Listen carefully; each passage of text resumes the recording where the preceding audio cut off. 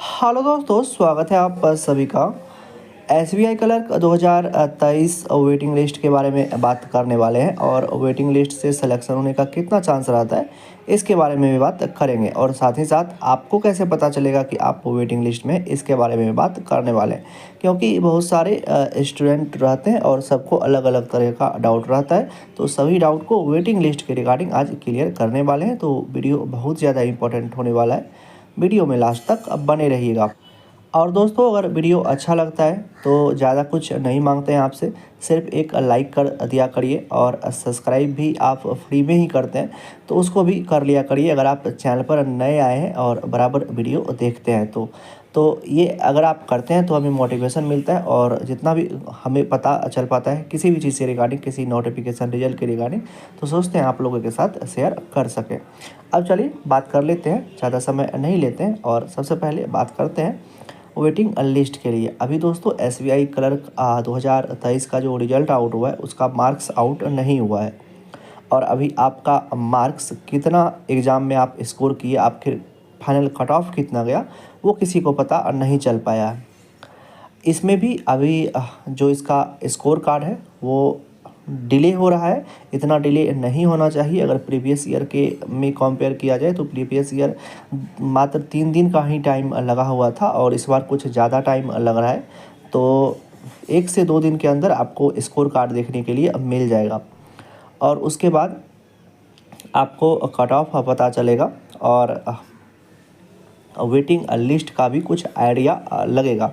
हम waiting list का सिर्फ आइडिया इसीलिए बोल रहे हैं क्योंकि आपको एसबीआई के स्कोर कार्ड में मेंशन नहीं रहता है कि आप वेटिंग लिस्ट में हैं या नहीं है।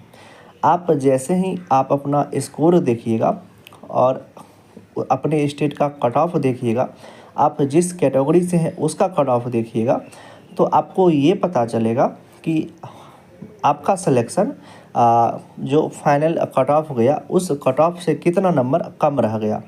मान के चलिए अगर आपका कट ऑफ किसी स्टेट का 62 नंबर गया हुआ है, आपका स्कोर 61 या 61.5 है, तब पर भी आपका सिलेक्शन नहीं हुआ रहेगा क्योंकि आप 0.5 कम स्कोर किए रहेंगे। तो उस केस में आप वेटिंग लिस्ट में आ जाते हैं। तो अगर आपका नंबर जितना भी कट ऑफ गया उससे नंबर अगर 3 से 4 नंबर तक भी कम रहता है तब आप वेटिंग लिस्ट से सिलेक्शन होने का चांस ज़्यादा रहता है। और सिर्फ एसबीआई में ही ऐसा है कि अगर 3 से 4 नंबर तक भी कम है तो वेटिंग लिस्ट में सिलेक्शन होने का चांस ज़्यादा रहता है। और अगर एसबीआई का ओवरऑल वेटिंग लिस्ट का चांस कहिए तो अगर आप एसबीआई का एग्ज़ाम दिए हुए हैं और 4 से 5 नंबर भी कट ऑफ से नीचे है, स्टेट में अच्छा खासा वैकेंसी है, तो वेटिंग लिस्ट से सिलेक्शन होने का चांस ज़्यादा हो जाता है क्योंकि 3 वेटिंग लिस्ट आता है एसबीआई में।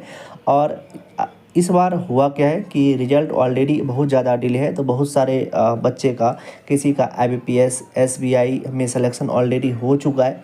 तो बहुत सारा एग्ज़ाम का रिजल्ट इससे पहले आ चुका है। इसीलिए अगर किसी कैंडिडेट का कुछ 4 से 5 नंबर भी कम रहेगा फाइनल कट ऑफ से तो उसका भी वेटिंग लिस्ट के थ्रू सिलेक्शन होने का चांस रहेगा। तो जैसे ही स्कोर कार्ड आएगा उसके बाद अच्छे से पता चल पाएगा कि वेटिंग लिस्ट में आपका कितना चांस बनता है। तो जितना ज़्यादा आप कट ऑफ के नज़दीक रहिएगा उतना चांस बनेगा और उतना ही ज़्यादा फर्स्ट वेटिंग लिस्ट में ही आप लोग का क्लियर हो जाएगा। तो यही रहा वेटिंग लिस्ट के बारे में सभी कुछ। और आशा करते हैं कि आप सभी कुछ अच्छे से समझ भी गए होंगे। तब पर भी दोस्तों कुछ भी डाउट रहता है वेटिंग लिस्ट के रिगार्डिंग, किसी एग्ज़ाम से के रिलेटेड रिगार्डिंग कुछ भी डाउट रहता है अपने प्रिपरेशन के रिगार्डिंग, तो आप हमको पूछ सकते हैं, हम आपको कमेंट में रिप्लाई कर देते हैं। चलिए मिलते हैं इसी तरह के किसी एक दूसरे वीडियो में। तब तक आप अपना ध्यान रखिए। Love you, bye bye.